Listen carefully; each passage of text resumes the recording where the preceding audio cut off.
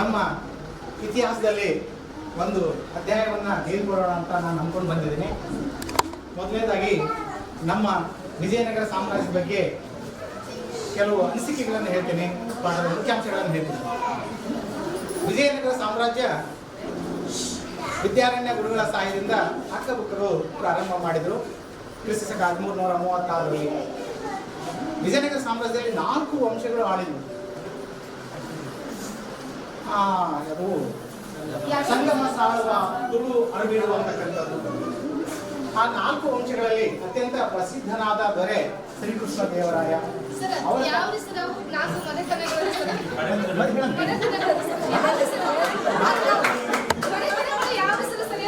ನಾಲ್ಕು ಮನೆತನಗಳು: ಸಂಗಮ, ಸಾಳುವ,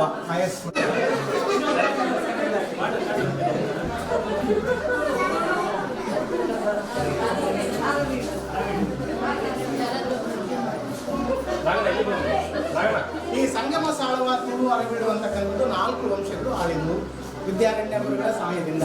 ಅಲ್ಲಿ ಒಂದು ಕಥೆ ಬರುತ್ತೆ. ನಾಯಿ ಬೆನ್ನಟ್ಕೊಂಡು ಹೋಗ್ತಾ ಇತ್ತು. ಯಾಕಂದ್ರೆ ಮೊಲ ಮೃದು ಸ್ವಭಾವದ್ದು, ನಾಯಿ ಗಟ್ಟಿ ಸ್ವಭಾವದ್ದು.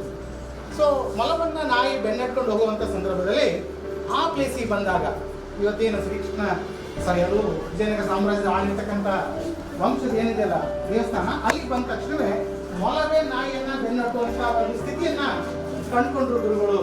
ಅದು ಆ ವಿಜಯದ ಸಂಕೇತ ಇರುವಂತಕ್ಕಂಥದ್ದು ಒಂದು ಕಥೆ ಇದೆ. ಸೊ ನೈಜತೆ ಇರ್ಬೋದು. ಸೊ ಒಟ್ಟಲ್ಲಿ ಈಗ ಆಳಿದು 4 ವಂಶಗಳು.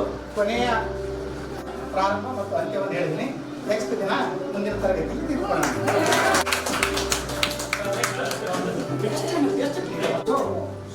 Talking style is not a product of the natural opportunity for human being. So human being, there are many languages out there, especially for the international languages, we have English. So when we have to learn systematically English, then we become the minimum knowledge of the grammar. So in that grammar, the parts of speech are very important. The parts of speech, ಅಂದರೆ ನಾವು ಮಾತಾಡ್ತಕ್ಕಂಥವುಗಳನ್ನೇ ಪಾಠಗಳನ್ನ ನಾವು parts of speech ಅಂತ ಹೇಳ್ತೀವಿ. So which are those parts of speech? There are 8 parts of speech. One is noun,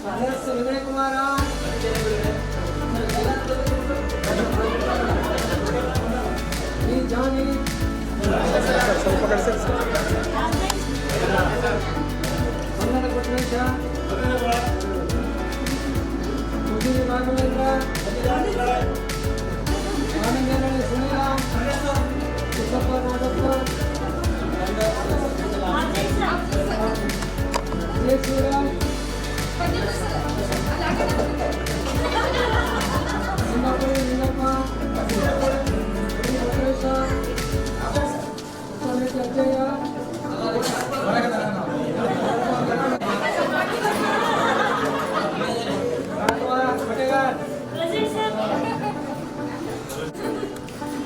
ಅಂತ ಅಷ್ಟೇ. ನಿರಾಳು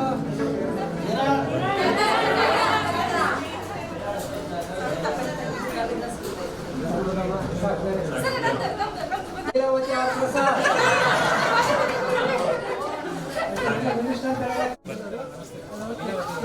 ಬರ್ರಿ ಹಂಗೆ ಲೈನಿಗೆ ಬರ್ರಿ, ಹಂಗೆ ಲೈನಿಗೆ ಬರ್ರಿ, ಹಂಗೆ ಬರ್ರಿ, ಬರ್ರಿ ಹಂಗೆ ಬಂದ್ಬಿಡ್ರಿ, ಹೊರ ಬಂದ್ಬಿಡ್ರಿ ಬರ್ರಿ.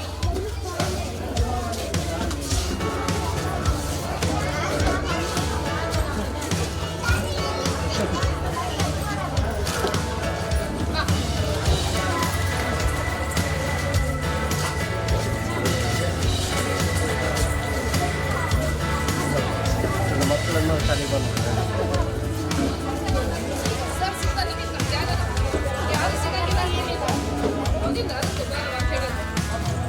ಅಣ್ಣ ಬರ್ರಿ ಬರ್ರಿ ಸುನಿಲ್ ಅಣ್ಣ ಬರ್ರಿ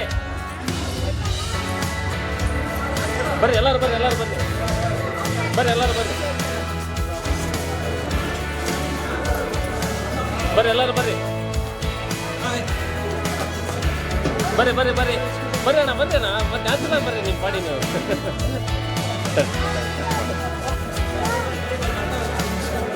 ಬಾರಣ್ಣ.